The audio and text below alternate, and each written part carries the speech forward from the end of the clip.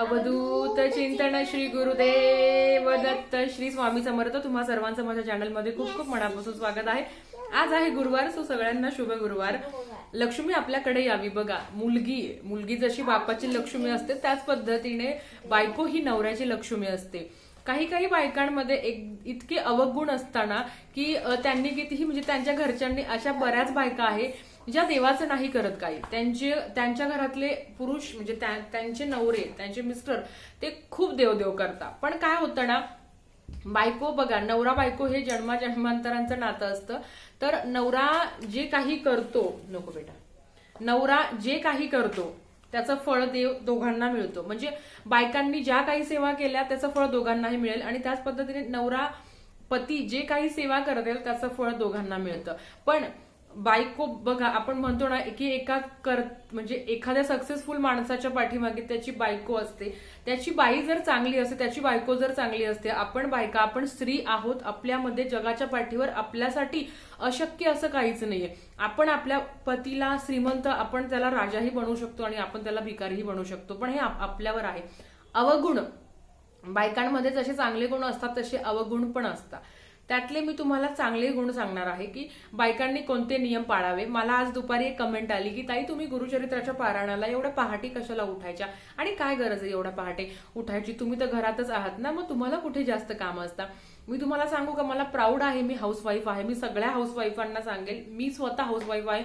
सगळं घरातलं काम करून, माझ्या मुलीला सांभाळून, बाकीचं सगळं घरच्यांचं करून मी आज काही ना काही करते आहे. तर हाऊसवाईफ असल्याचं मला अजिबात गिल्ट नाही. मला प्राऊड आहे की मी एक हाऊसवाईफ आहे आणि तो सगळ्यांना पाहिजे.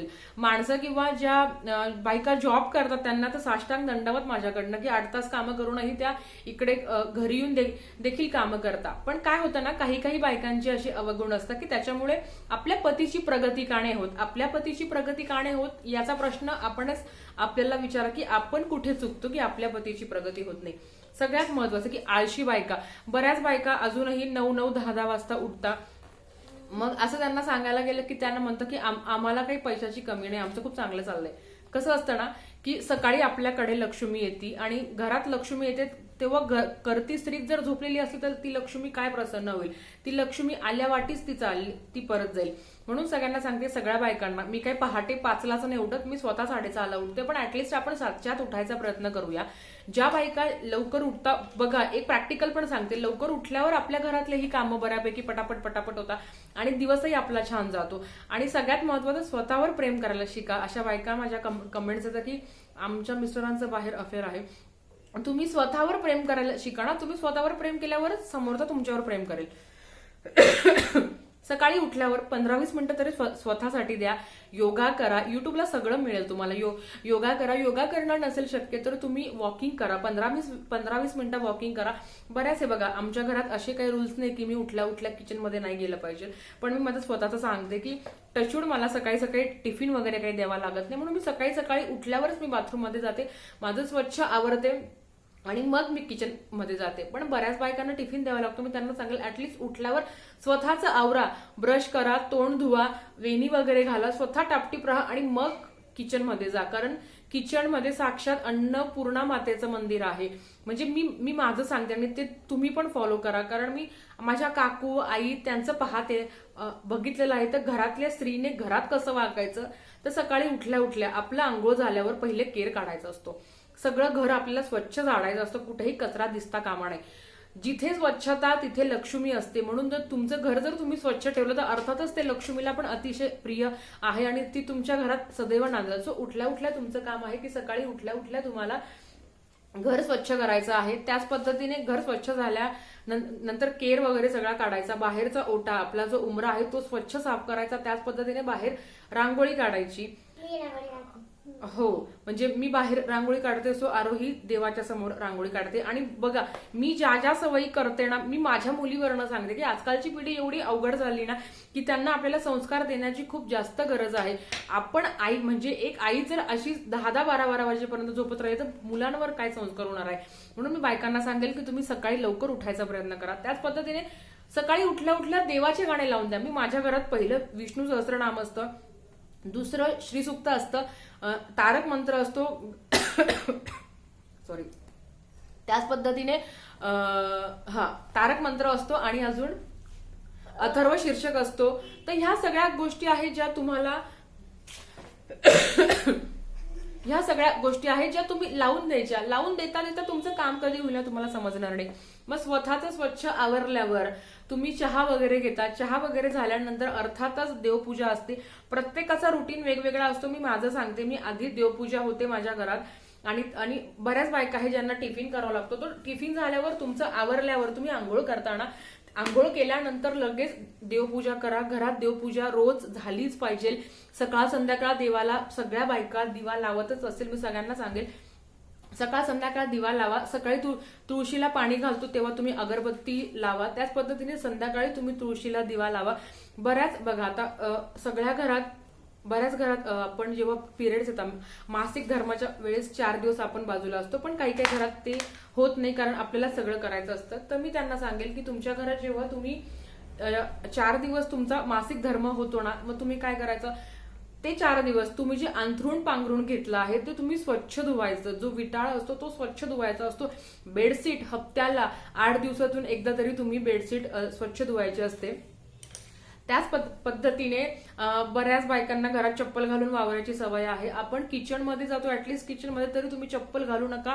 किचनमध्ये साक्षात अन्नपूर्णा मातेचं स्थान आहे. आपण चपला घालून मंदिरात जात नाही तर चपला घालून आपण स्वयंपाक कसं काय करतो मला समजत नाही.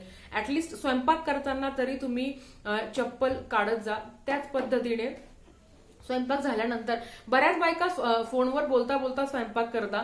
आपण जे शिजवतो ना बघा, जे खातो त्यानुसार माणूस घडत असतो. एखाद्याची आणि फोनवर आपण गॉसिपिंगच करत असतो.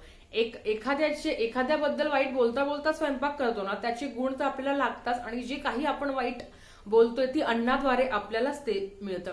म्हणून सगळ्यांना माझे हात जोडून विनंती आहे की किमान स्वयंपाक करताना तरी फोन बाजूला ठेवा. तारक मंत्र लावा. तारक मंत्र म्हणता म्हणता स्वयंपाक होऊन जातो, कधीही समजत नाही.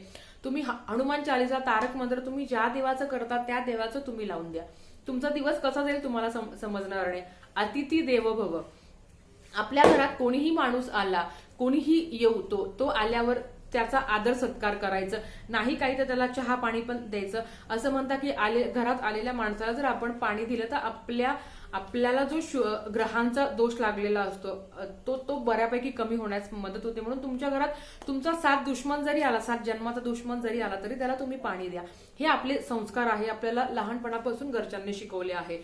आणि बघा कधी कधी आपले बघा स्वामी नेहमी माणसात आहे, देव माणसात आहे. कधीतरी कोणाच्या तरी रूपात तुमच्या घरात जर कोणी दक्षिणा मागायला आलं, तुम्ही पैसे ना कधी कोणी दान धर्म करायला आलं तर नाही काहीतरी त्याला थोडंसं तरी द्या, त्याला थोडीशी चपाती द्या. गाईला रोज एक तरी चपाती ती तुम्ही खाऊ घाला. त्याच पद्धतीने तुमच्याकडे जर कोणी दक्षिणा मागायला आलं, नाही तुमच्याकडे, कारण आता सोसायटीमध्ये दक्षिणा मागायला किंवा कोणी काही भिक्षा मागायला कोणी येत नाही, पण सिग्नलला आपल्याला खूप गरीब लोक मिळतात. मग त्यांना तुम्ही काहीतरी द्या, त्यांना बिस्किट द्या, त्यांना दान द्या. ऍटलिस्ट त्यांना दान दिल्यावर त्यांचा आत्मा प्रसन्न होईल आणि तो तुम्हाला दुवा देईल.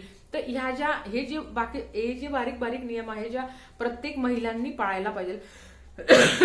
त्याच पद्धतीने बायकांचा सगळ्यात कॉमन डायलॉग असतो की मी घरातच असते ना, मला कोण बघणार आहे. बऱ्याच बायका फाटके कपडे घालतात, फाटक्या साड्या घालतात. का तर की थोडंसं फाटलेलं आहे. सगळ्यात मोठं दरिद्री येण्याचं कारण ते होतं की फाटके कपडे. आजकाल आपण इतके पण गरीब नाही राहिलो की आपण फाटके कपडे घालू.